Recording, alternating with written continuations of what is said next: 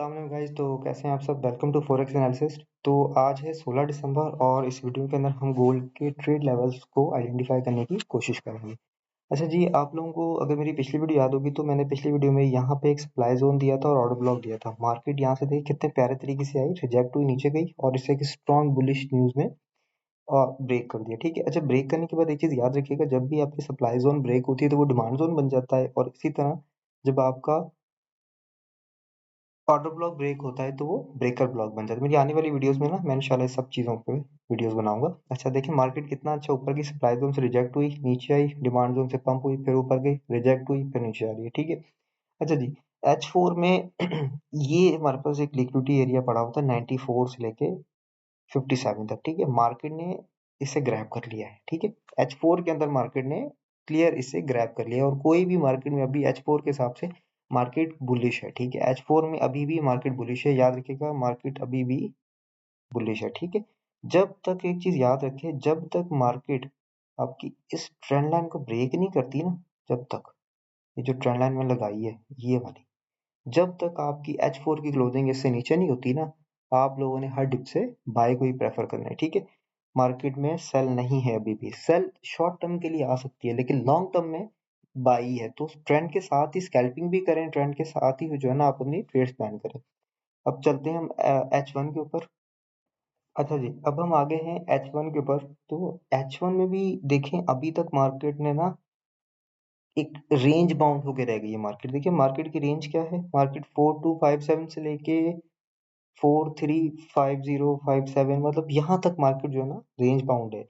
तो अगर हमने परफेक्ट एंट्री प्लान करनी है ना, तो हमें मिनिमम जो है ना इस लिक्विडिटी ग्रैब होने का वेट करना चाहिए। H4 में देखिए लिक्विडिटी थी, तो H4 में यहाँ से स्टार्ट हो रही थी। ठीक, 93 से 85 यहाँ से ये जोन्स थे। यहाँ से देखिए मार्केट आई और मार्केट यहाँ से लिक्विडिटी ग्रैब करके ऊपर चली गई। लेकिन अगर हम H1 के हिसाब से बात करें, H1 के अंदर अभी भी हमारी लिक्विडिटी रहती है। ठीक है। ये देखें यहाँ पे 4281, अगर आपने अच्छी बाइंग करनी है तो वेट करें 4281 का। H1 में भी ट्रेंड शॉर्ट टर्म के लिए कह सकते हैं कि सेल है, लेकिन लॉन्ग टर्म में अभी भी आपका बाय का ही ट्रेंड है। ठीक है।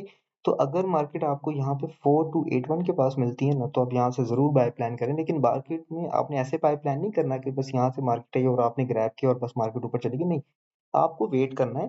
तो हमेशा आपने, कोई अगर रिवर्सल आपको नज़र आता है, जैसे कोई कैंडलस्टिक का होता है, यहाँ पे आपको वहाँ पे कोई और ईएमए नज़र आती है, या आपको कोई और वहाँ पे चीज़ नज़र आती है, तो डेफिनेटली आप जो है वहाँ से बाय प्लान करें। तो बेहतर ये है कि आप लोग वेट करें 4281 के आने का। ठीक है। अब हम चलते हैं शॉर्टर टाइम फ्रेम पे M15 के ऊपर। अच्छा जी, तो M13 के अंदर बात करते हैं।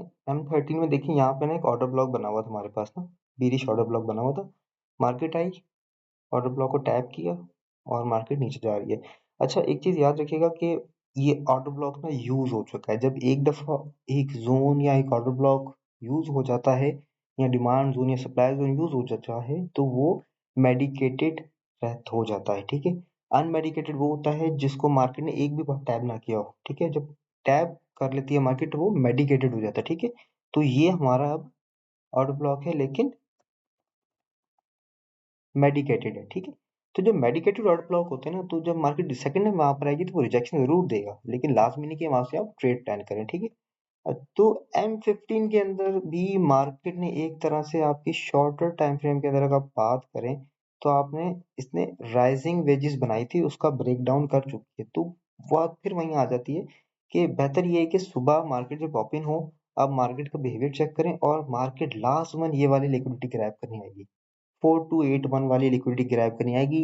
यहाँ पर जैसे मार्केट है, आप अपनी ट्रेड जरूर प्लान करें। लेकिन अगर मार्केट हमारी सप्लाई जोन पे जाती है ना, इस वाले सप्लाई जोन पे, अगर मार्केट आपकी इस सप्लाई जोन पे जाती है ना, तो आप कोशिश करें कि यहाँ से अगर कोई रिवर्सल नजर आए तो ट्रेड प्लान करें। अगर रिवर्सल नजर नहीं आ रहा तो यहाँ से ट्रेड प्लान नहीं करें, क्योंकि मार्केट 2 बार इस जोन को ट्रैप कर चुकी है। तो लाजमी है कि मार्केट इसको ब्रेक करने के लिए आ सकती है, और अगर इसको ब्रेक करती है, ठीक है, H1 के अंदर अगर इसको ब्रेक करती है, H4 के अंदर ब्रेक करती है, तो आप लाजमी इसके रिटेस्ट पे यहाँ से बाय प्लान करो, ये अच्छा खासा मूव आपको दे सकती है। ठीक है।